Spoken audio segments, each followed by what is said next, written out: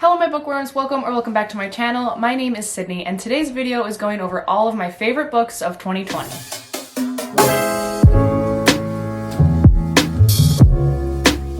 If you happen to be new here, please do consider subscribing down below. I put out new videos every single week that I'm sure you don't want to miss, including some really exciting ones coming for the new year. Don't know what this is, I'm gonna stop that. But yeah, I'd love to have you around. So for today's video, I'm very excited about it because I just get to like rant and rave about my favorite things that happened this year. So what I'm gonna do is I'm going to kind of go through what I have in my bullet journal, because every month I wrote down what my TBR was and then I had a little section of like your favorite read of the month, right? So I think that I started really reading in February, because January I don't have anything. It was just like my monthly spread. Oh, not even in February. Okay, maybe March? Yeah. Okay, so I started reading in March, and that's when I started my channel, evidently. So, when I first started my channel, how many of you were day ones where my original screen name was Lexiconomonapia, which I thought was absolutely adorable. It was like lexicon and then onomatopoeia put together. But the problem was a lot of people thought that my name was Lexi, and I mean, it's a really cute name. I think I could look like a Lexi, but I mean, my name's Sydney. Also, Lexiconomonapia, like no one knows how to spell it, so I would be pretty hard to find on this interweb thing. So I went ahead and changed it, obviously, because I'm Sid Bookworm. That's where we are now. But my first spread of March was Lexiconomonapia, like my TBR and videos that I wanted to do. And it's just really cute. Like, I remember writing this down because this was the moment where I was like, I'm gonna make a booktube channel. And it was like very emotional and very exciting for me, because like I had been watching booktube for a while, but I hadn't actually gained the confidence to actually, you know, make a channel. And then one day I looked at Caleb and I was like, I think I'm gonna make a booktube channel. And he was like, it's about time. Oh my god, look. And then look, I have a little subscribers thing, and I was tallying how many subscribers I had. I got 6 subscribers, and then I passed 100 on like the 11th or something. That's so precious. Oh, this is adorable. Okay, so that month I read 11 books that month, and this was the month that I read Six of Crows and Crooked Kingdom. So obviously I have to go with the Six of Crows and Crooked Kingdom duology. If I had to pick one, I would choose Crooked Kingdom for sure. There was just something about it that I sobbed when it was over, and I just cried. I just cried when it was over because I was so sad that the story was like coming to a close, which I understand that now they're like coming out with a 3rd book in this duology, which doesn't make sense, but I am here for it because I love these characters so much. But yes, so this duology is set in the Grishaverse. It is by Leigh Bardugo. Just look at these. Look at these. It's just, they're so cute. And in this series, we follow a group of misfits, kind of like a found family situation. They live in Ketterdam, led by Kaz Brecker, the bastard of the barrel. And in Six of Crows, they get this job to do this impossible heist, to break into this impenetrable place, to steal this thing and basically have more money than what they know what to do with. And then Crooked Kingdom is the story after that, and it follows just a whole nother spin-off of a tale, and it is just look at them. Ooh. This series is just, it has some of my favorite aspects. Like, I love a found family, which is a huge part of the story. The first book has that heist situation, which I love a good heist. Plus it's magical, like it's a magical heist, because in the Grishaverse there is magic. So it was really top tier. This series is funny, it is brutal, it is heart-wrenching, it is exciting, and it's surprising too, and you should read it, okay? March was also the month that I read and devoured and loved each edition of the Heartstopper volumes. These are by Alice Oseman, and they are just some of the most wholesome, adorable, perfect characters named Nick and Charlie, and it is just about their relationship, and it is just absolutely perfect. The next edition is coming out, I think, in May or March of 2021, and I am just on pins and needles for it. I'm so excited because this series deserves all the praise for sure. This first month I really put in like so many good books, so I'm sorry that I'm giving you so much from this month in particular.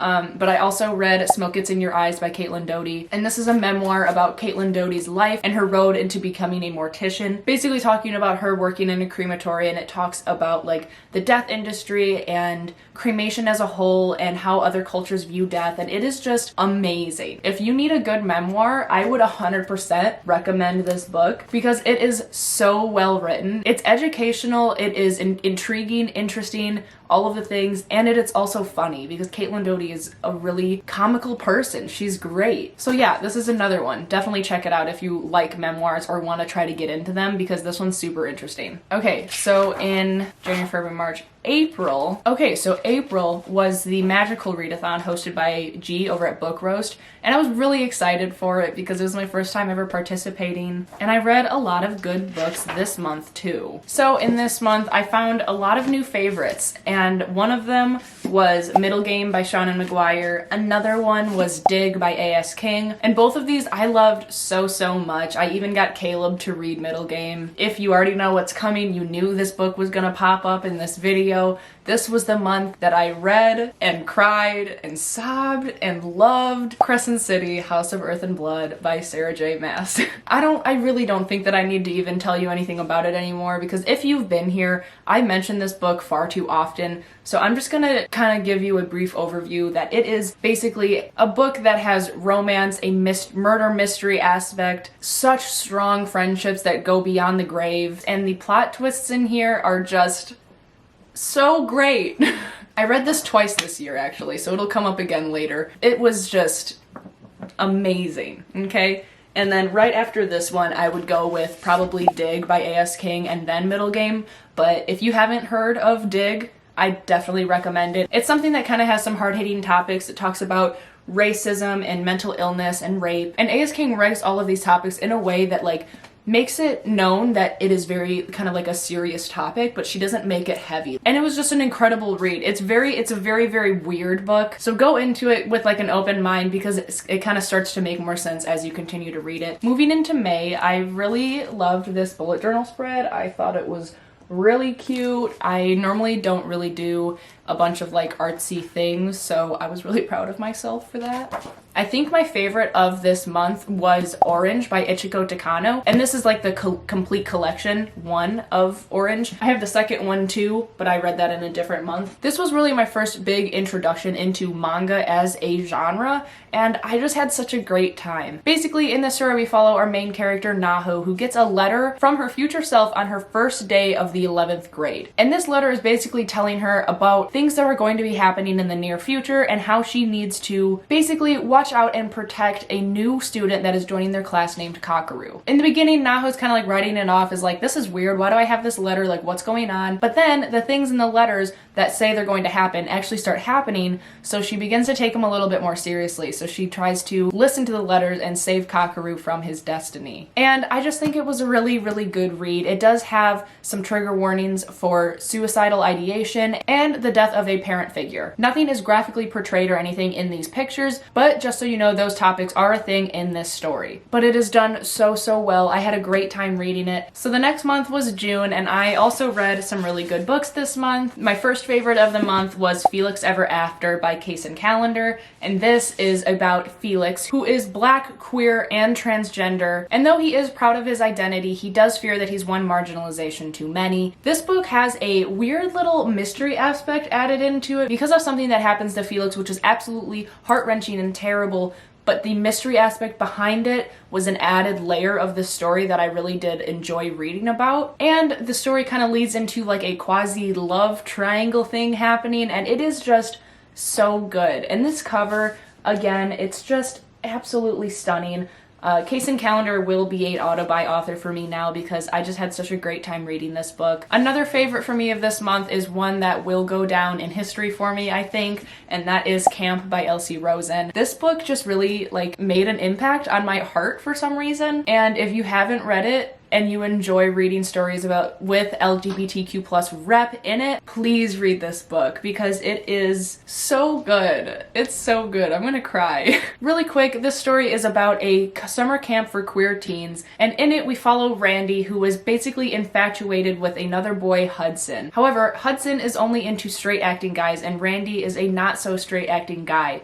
So this year at summer camp, he decides to take off his nail polish, change his whole aesthetic, and become a more straight acting gay guy. And it works because Hudson starts to notice him right away, and Randy is basically getting what he wants. but at what cost? Because he's not being his really true self. The ending of this story made this book top tier for me because it really is kind of a very real story. It's not like a cute, fluffy, like, everything's gonna be okay, even though like it is, you know, it takes a very real turn, and I really appreciated it about this. And the humor in this book is just, it's top tier. It's really funny. The next book that I read this month that I absolutely loved was The Hate U Give by Angie Thomas, and in this book we follow Star, who basically lives a double life where she lives in a poor black community, but she attends a kind of like a rich fancy prep school. And one night she's at a party where she meets up with one of her old friends, Khalil, and something happens at the party, so Star and Khalil get into Khalil's car and drive away, where they get pulled over by a police officer, and one thing runs into another, and Khalil ends up getting killed unjustly by the police officer. Now, Khalil's death is gaining national attention, and the only person who can really tell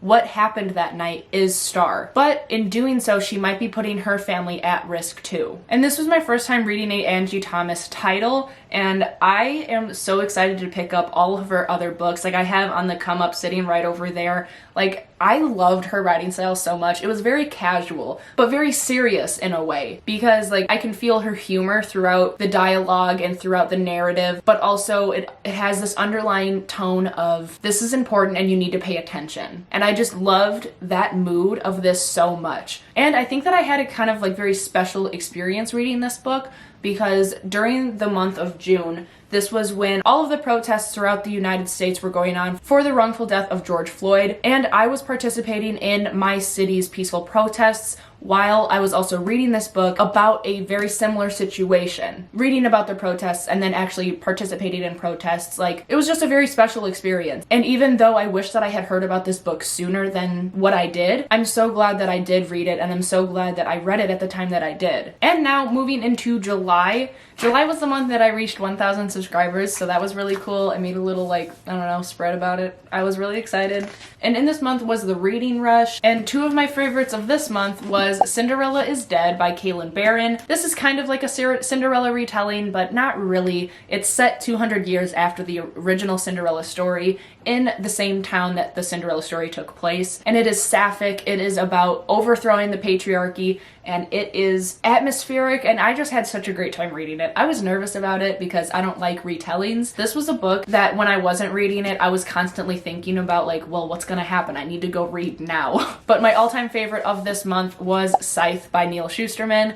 This was the month that I started the trilogy. It is just such a incredible series. Like, the entire like theme and just idea of this story is just so like top tier for me. It's basically set in a world where the human race has overcome death. People no longer die from natural causes or diseases, but in order to maintain a population control, the world has created the Scythedom, which is basically people, scythes, who are going around and gleaning or killing people at random. It's supposed to be at random, but it's political, and in it we follow two junior scythes apprentices and their journey into becoming scythes, or not becoming scythes. It was just so good. And if you guys need a recommendation for a audiobook, the narrator for all three of the books, his voice belongs in a dystopian novel. It is just another level of experience. It was so good. And then August came around, and I found two new favorites as well. The first one was Radio Silence by Alice Oseman, and this book,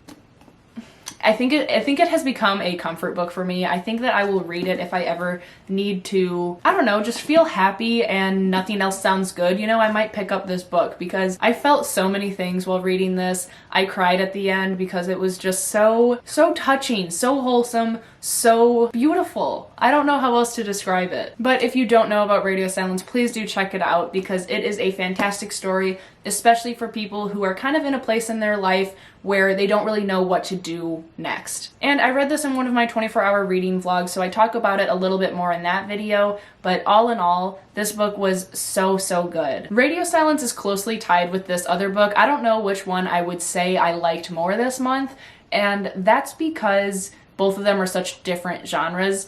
So Radio Silence is like a contemporary, and then my other favorite would be Children of Blood and Bone by Tomi Adeyemi.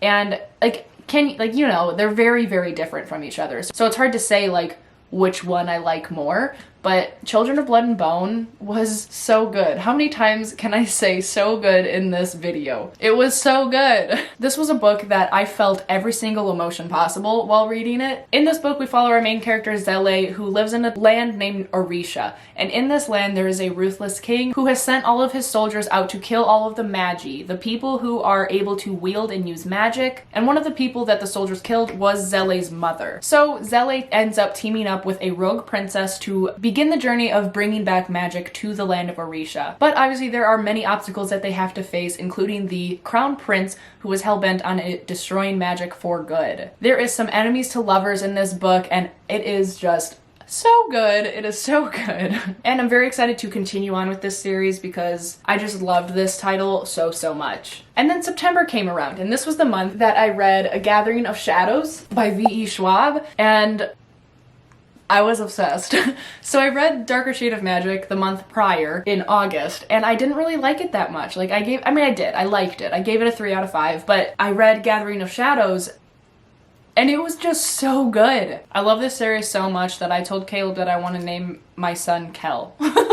Or Emery. Literally anything from this book. Like, I just loved it so much. And I love those names. I think they're cool. Okay, moving on. But this is the second book in the Darker Shade of Magic series, and in it there is a game competition style event that is happening, and I love that in a book. It is just super intriguing and very eventful and exciting, you know? Like, a lot happened in this book. We got a lot of new characters that we didn't have in the first book, so that was also another layer of excitement and intrigue. And if you are wondering if you should finish the Darker Shade of Magic series after reading the first one, my answer is yes, because they get better. Because after this book, I was absolutely obsessed. Like, I need the collector's editions now. That's how much I love them. And then October comes around. Again, like, I'll just really quick, Kyrian of Light was the third and final book of the Darker Shade that I read in October, and I gave it a 5 out of 5. It was also absolutely fantastic. My answer is yes, you should read it. And then the other two books that I absolutely loved in the month of October. The first one is Cemetery Boys by Aiden Thomas, who is now a auto-buy author for me for sure, because just their writing style in this story was so unique, I felt. I don't know. It felt very different from many other things that I've read. And just like the romance in this book breaks my heart. I love it so much. Basically, in this story, we follow Yadriel, who is part of a very strict conservative Latinx family who struggle to accept him as his true self since he is transgender and they are not recognizing him as a true brujo. But in order to prove them wrong, he decides to summon a ghost in order to find his missing cousin. But he summons the wrong ghost and he can't really seem to get rid of him. This ghost's name is Julian, and they are at each other's throats, but then it obviously turns into something a little bit more, and it is just heartbreaking, and I love it so much. This video is just me screaming about books that I love. And Avi looking at me very anxiously right down here of like, Mom, what's wrong? Are you okay? No, I'm not okay. Another book that I read in October that I absolutely love and who I will buy all of their future work as well is The Year of the Witching by Alexis Henderson. I read this book, I think in 1 or 2 days, 2 days tops. I just love it. It was so good. Basically, in this story, we follow Emmanuel, who lives in a town called Bethel, and where the prophet's word is law. Emmanuel is kind of outcast as an outsider because of her mother's union with an outsider of a different race. So Emmanuel is trying to follow the holy protocol, but one day events lead her into the Darkwood. In the Darkwood is where the first prophet chased and killed 4 powerful witches. And when Emmanuel is in these woods, she meets some of these witches who bestow the gift of her dead mother's journal on to her. So in this journal, there's a bunch of secrets, basically the story of like what happened to her mother, and she is just wondering like why these witches have her journal and so on and so forth. And this book is written so damn well. It is so atmospheric. I felt like I was really in this time period, in this story, and like it just has real big cult vibes. So even though that this book is categorized as horror, I wasn't really ever scared. I was more like unsettled. The plot twists are insane, and I just recommend this book to everyone. Okay, so then we go into November. And in November, I did my reread for House of Earth and Blood, which obviously I gave 5 stars. And then in this month, I also read The Dragon Republic and the Burning God by R.F. Kuang. And out of all of these titles of the Poppy War, I would say that The Dragon Republic was my favorite. And so my answer for this month, my favorite book was The Dragon Republic. And I think that the reason that I love the Dragon Republic so much is that I already had the foundation of the world and all of the history from the Poppy War, but in this one, I didn't have to relearn anything because I had already learned everything in the Poppy War. So it was just like hit the ground running with this one. The action was nonstop, the banter and all of the characters were just so great, and it just felt like I flew through this book. I mean, I know that I don't think I did. I think it still took me a while because I mean, it's kind of a dense story as a trilogy goes, but just like the main thing that I love about this book in particular is just all the characters. Like, all of my favorite characters were in this book in one way or another, and I just loved the direction that the story was going. The whole trilogy is a 5 out of 5 for me, but I think that the Dragon Republic was my favorite of the 3. And now we're in December, and we're currently in December, so basically I'll tell you what my favorites are so far that I've read this month. One of my favorites that I read that I carried over from November since I didn't finish it,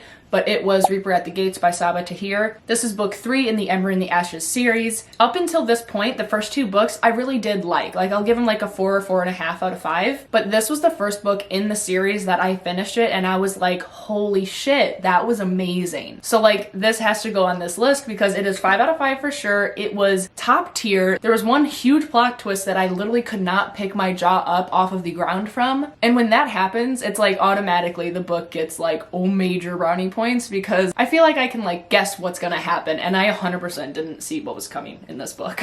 And another book that I just finished yesterday that I have been wanting to read all year, and I'm so glad that I decided to just randomly pick it up, and that is This Is How You Lose the Time War by Amal El-Motar and Max Gladstone. I know that this book is polarizing, and people either love it or they hate it, and I am 100% in the love it category. I read this in one day. Sorry, there's something in my eye. Dear God. I read this in one day, and I mean, it's small, so you can. And I think that this book is meant to be read in one sitting, or at least one day, because it requires attention. I described it to Caleb because I want him to read it. I think that he would really like it. I described it to Caleb as highbrow sci-fi with sapphic time travel. And I think that that is like exactly what it is.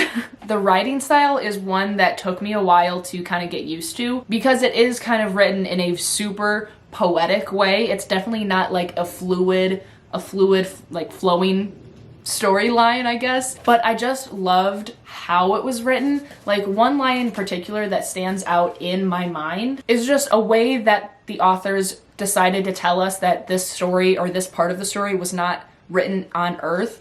It says, "A tremor passes through the soil. Do not call it Earth." Like, I don't know, I just loved that. But I know that I'm going to reread this book a few times in my life because it was just such a ride. It was just so beautifully done and so good. But yeah, I mean, I think that this video is now long enough. Let me know down in the comments what some of your favorite books of 2020 were, and leave your favorite star emoji, since these are like stars, you know, these are the stars of the year. But yeah, so thank you so much for watching. Don't forget to subscribe down below, like the video. I appreciate your support, and as always, be kind to one another and happy reading.